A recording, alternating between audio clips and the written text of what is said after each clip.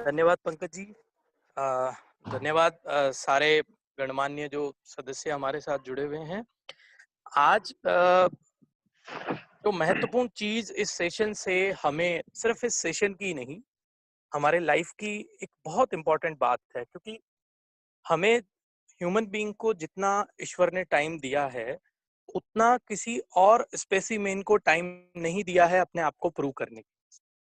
लेकिन ये एक बड़ी विडंबना की बात है कि उम्र निकल जाने के बाद भी हम उस गोल तक नहीं पहुंच पाते हैं। और उस गोल तक ना पहुंचने का कारण होता है कि कोई भी ऐसा माध्यम नहीं है या ऐसी कोई स्कूल नहीं है जो उसके बारे में हमें सिखाए या बताए।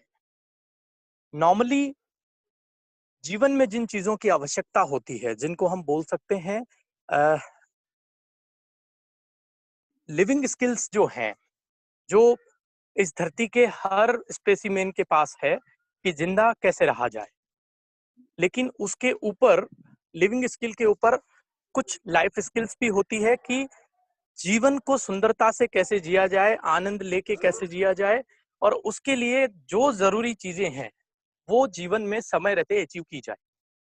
तो वो अचीव करने के लिए हम बार बार एक सब्जेक्ट के ऊपर, आप सुन रहे हैं, मेटा स्किल न्यूरोसाइंस। आज आपको एक काम करना है।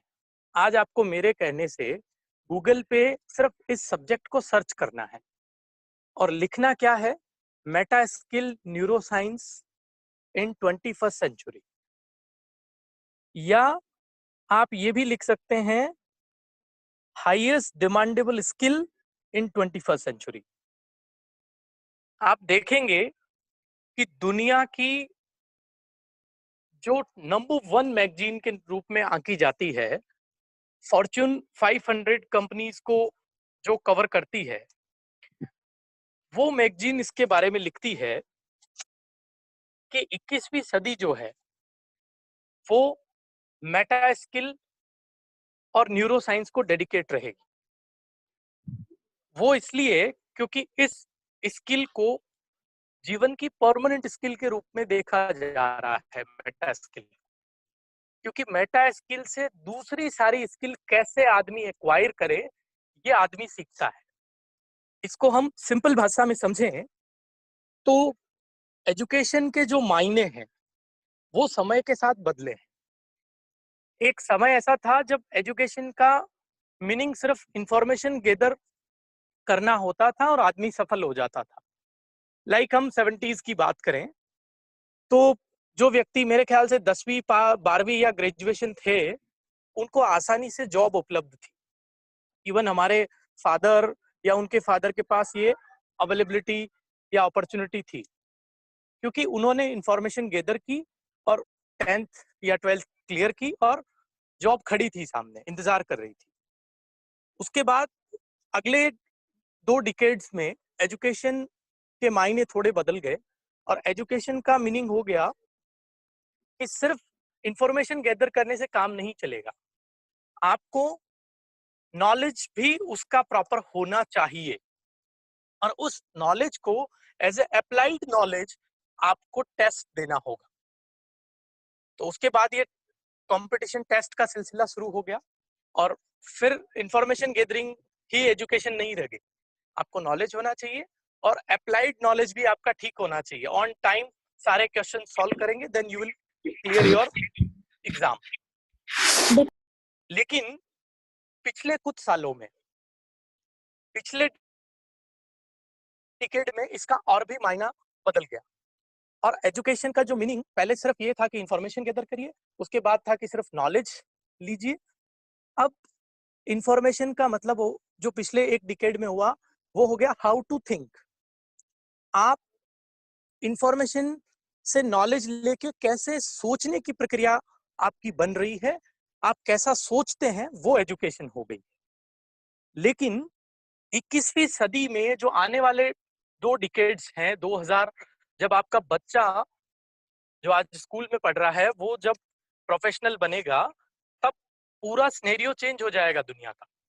और वहां पे एजुकेशन का मतलब इंफॉर्मेशन गैदर करना या नॉलेज गैदर करना या हाउ टू थिंक नहीं रहेगा।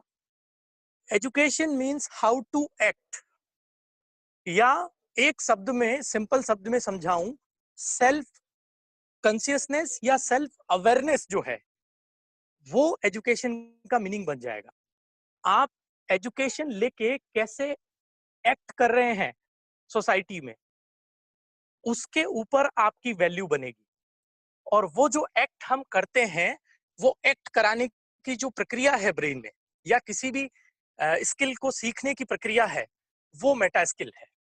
और वो मेटा स्किल अगर आपको ठीक से आपकी क्लियर है, कॉन्सेप्ट क्लियर है उसके, तो दुनिया की बाकी सारी स्किल आपके लिए बहुत आसान हो जाती है।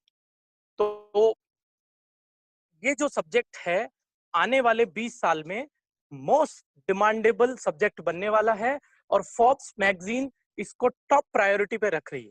तो आप सब लोग जो इस क्षेत्र में काम कर रहे हैं, हेल्प इंडिया के साथ काम कर रहे हैं, आप ये समझ लें कि आने वाले 20 साल इस सब्जेक्ट के हैं।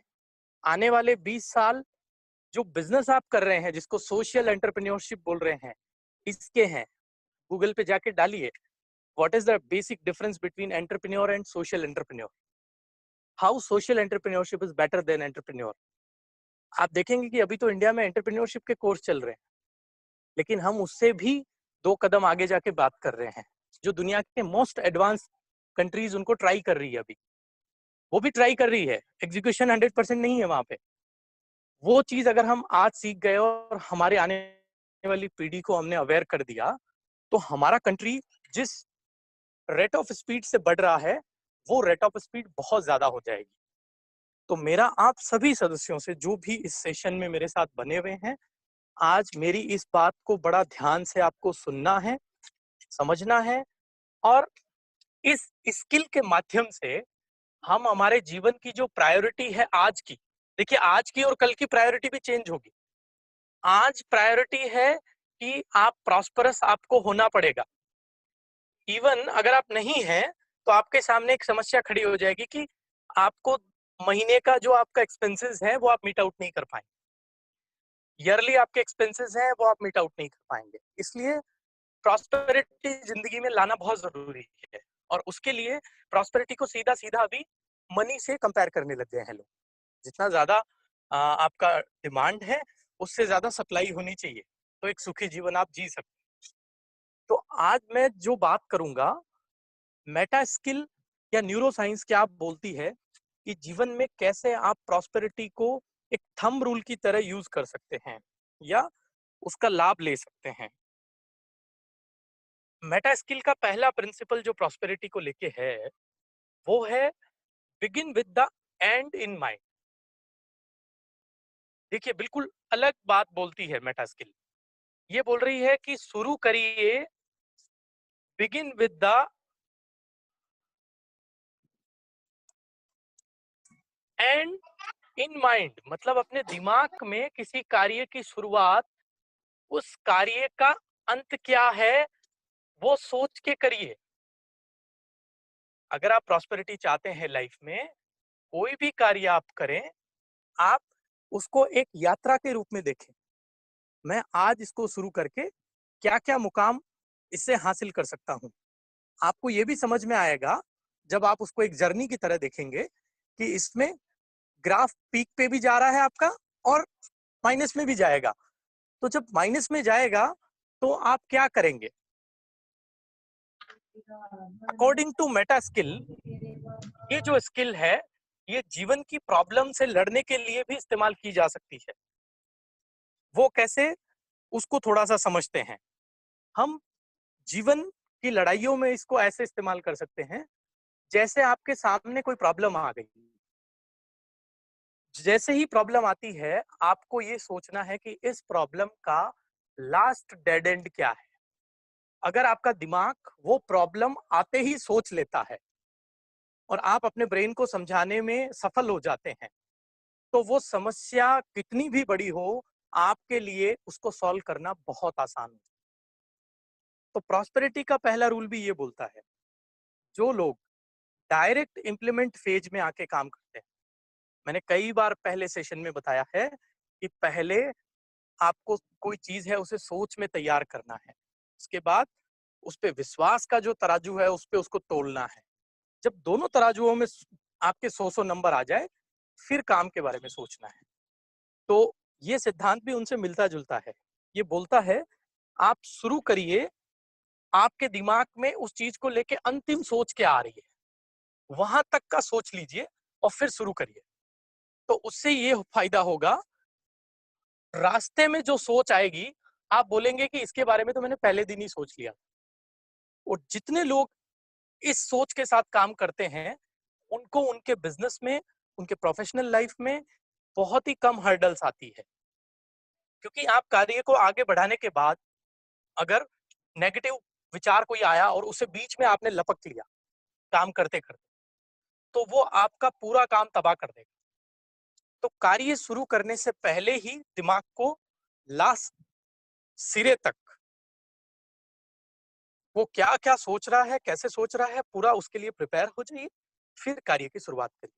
That is the first principle of prosperity. Second जो प्रिंसिपल है अकॉर्डिंग टू न्यूरोसाइंस, वो है कि ग्रो और डाई। जैसे कल एक सेशन हमने लिया था टाइम मैनेजमेंट का, न्यूरोसाइंस बोलती है कि जीवन में दो ही रास्ते होते हैं, या तो आप ग्रो कर रहे हैं, दूसरा आप मर गए हैं। लेकिन अभी सवाल दिमाग में ये आएगा कि सर हम तो जिंदा हैं, तो ये ग्रो डाई का क्या है? डाई मीन्स मौत या डेथ? नहीं। अगर आपकी ग्रोथ भी रुकती है तो भी आप उस साल के लिए आपका जीवन है वो मरे समानी है। इसका मैं एग्जांपल आपको समझाता हूं। पाइन ट्री जो होता है, पाइन ट्री को जब उसकी एज को कैलकुलेट किया जाता है तो देखा जाता है कि पाइन ट्री में कितने राउंड सर्किल बने हैं। अगर 70 राउंड सर्किल है, इसका मतलब 70 साल उस ट्री की उम्र है।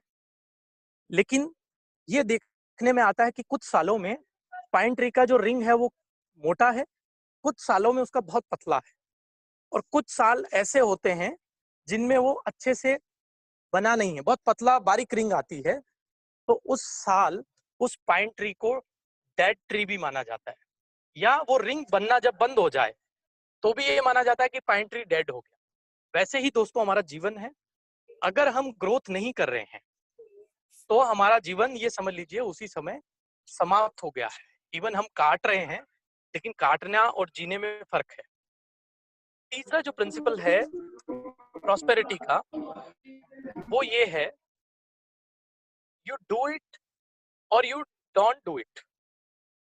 नॉर्मली हम लोग ये करते हैं हमारे सीनियर्स के द्वारा, या हमारे जो भी कोचेस होते हैं जो हमें बताते हैं बातें, हम एक ही बात फ्रंट में रखते हैं, वो होती है ट्राई करना। मैं कोशिश करता हूँ सर, मैं देखता हूँ सर। इस वर्ड को अगर हम लाइफ से नहीं निकालेंगे तो भी हमारा जो अकॉर्डिंग टू न्यूरो साइंस हमारा प्रॉस्पेरिटी जो है वो हमसे छिन जाए। हमें दो ही ऑप्शन जीवन में रखने हैं, either do it, either don't do it. हमें मिडिल जो ग्राउंड होता है उसको कभी भी तैयार नहीं करना है। जाने अनजाने में जीवन में मिडिल ग्राउंड तैयार हो जाता है, मतलब हम कार्य को करते भी नहीं है और ना भी नहीं करते। मिडिल ग्राउंड को बड़ा नहीं होने देना है, मिडिल ग्राउंड को खत्म कर देना है। इधर आपको नहीं करना है कोई प्रॉब्लम नहीं है, आप बोल दीजिए, लेकिन मिडिल ग्राउंड का आकार नहीं बढ़ना चाहिए। That is a next principle. उसके आगे का जो प्रिंसिपल है that is go to work on yourself. हमें जीवन में सबसे महत्वपूर्ण हथियार अगर प्रॉस्पेरिटी को लाना है लाइफ में, तो ये करना है कि सबसे बड़ा एक्सपेंस खुद के सीखने के ऊपर करना है, खुद को किसी काम को तैयार करने को लेके करना है। इवन जैसे आप शादी में जाते हैं तो आप देखते हैं कि आप बहुत खर्चा करते हैं, स्पेशल ड्रेस होती है उसकी, स्पेशल आपकी शूज स्पेशल लाते हैं आप, स्पेशल वॉच पहनते हैं, स्पेशल स्प्रे लगाते हैं। तो वो एक जो तैयारी होती है वैसी ही तैयारी जीवन की होती है। जब भी आप कोई नया काम करने जाएं तो जैसे आप मैरिज में तैयार होते हैं वैसे ही अपने आप को तैयार करके उस फील्ड में आपको उतारना है, ताकि जो सफर है वो बहुत आसान हो जाए। और last but not least, the magic of beginning. हम लोगों का सबसे बड़ा प्रॉब्लम ये है कि हम डरते हैं कि हम करें या ना करें। उन सब लोगों को जो एक एक दो दो महीने तक सिर्फ ये सोचते रहते हैं कि मैं करूं या ना करूं, मेरा कहना है कि वो प्रिंसिपल नंबर 2 को एक बार दोबारा से दिमाग में ले आए, ग्रो और डाई।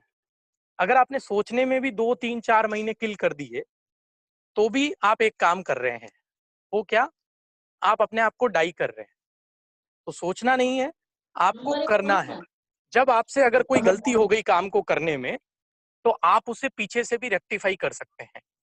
और सुधारात्मक कार्रवाई जब चालू हो जाती है तो जितनी भी गलती है उस काम में हुई है, वो भी धीरे धीरे, गलत काम भी धीरे धीरे ठीक होना शुरू हो जाता है। और ऐसे कई एग्जाम्पल इंडिया में एंटरप्रेन्योर्स के भी हैं और इंटरनेशनल लेवल पे भी हैं। बट आज सेशन छोटा है, मैं इतनी लंबी बातें नहीं करूंगा। यही 5 प्रिंसिपल जो मैंने अभी बताए हैं आपको, इनको हमें प्रॉस्पेरिटी के लिए पकड़ लेना है। एक बार मैं रिपीट करूंगा। Begin with the and in mind, that is the first principle. Grow और die, it's a second principle. You do it or you don't do it. There is no middle ground. That is third principle. Fourth principle is go to work on yourself. And the last, the magic of beginning. ये 5 सिद्धांतों को हमें अच्छे से पकड़ना है और prosperity को खींच के ले आना है, ताकि ये जो 70 ईयर की जर्नी है, इसमें ये जो पार्ट है ये 5 साल का ही है। तो फाइनेंशियली आप इससे जब फ्री हो जाएंगे, तब बाकी कार्यों को बड़े ठीक ढंग से आप कर पाएंगे। तो बिल्कुल लगन के साथ हमें परिवार को आगे बढ़ाना है। पुनीत और नेक कार्य जो हमारी संस्था कर रही है, उनमें बढ़ चढ़ के हिस्सेदारी लेनी है और अपने जीवन को अपने लिए तो जीना ही है, लेकिन अपने समाज, अपने गांव, अपने जिले, अपने स्टेट और अपने राष्ट्र के लिए भी समर्पित करना है। आज का मेरा सेशन और मेरी वाणी को मैं यहीं विराम देता हूँ। आप सभी लोगों को जय हिंद, जय माँ भारती और आज के लिए शुभ रात्रि। पंकज जी।